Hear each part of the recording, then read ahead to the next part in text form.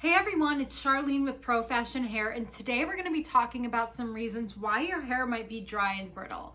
This is something that I definitely struggle with, so it was really great to do some research about it for this video because these solutions are going to help me too.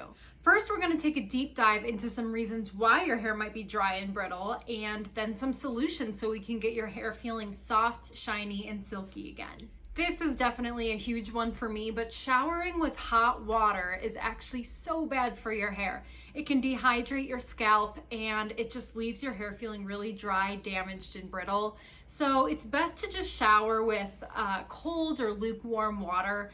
As unappealing as that sounds, it can really be helpful for your hair and your scalp. Okay, next, if you're shampooing every single day, you need to stop. You should actually only be shampooing 2 or 3 times a week. I'm pretty good about that one. I don't wash my hair too often, but washing your hair too much or shampooing actually just removes all the natural oils that you have in your hair. So leave it alone and put down the shampoo. I've said it once before and I will say it again. I'm telling you that your hair can get sunburnt. UV rays can really actually just mess up the whole cell structure of your hair.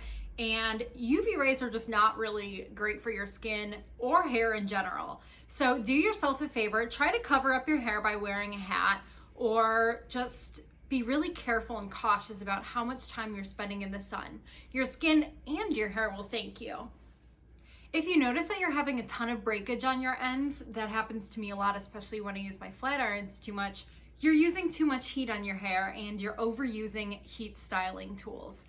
The best solution to combat this is just to use a heat protectant spray on your hair.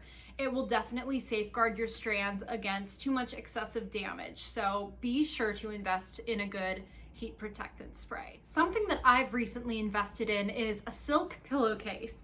It's so good for your hair because it causes a lot less friction.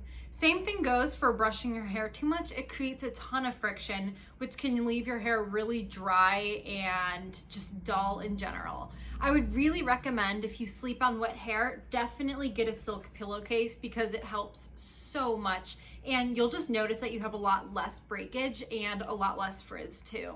It has been really great having one of them. If you're a big swimmer or you love the beach, bad news, salt water and chlorine are terrible for your hair, of course.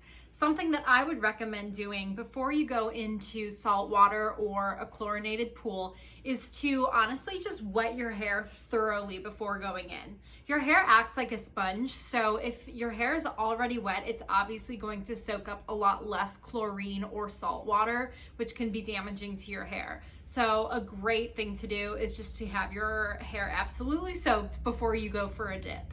Well, that's all I have for you guys today, but be sure to go check out our Proversity blog and look up the article, Why is Your Hair Dry? Because that has many more reasons and solutions for you if this didn't seem to cover it in the video. Thank you guys for tuning in, and I will see you next time on Profashion Hair's blog.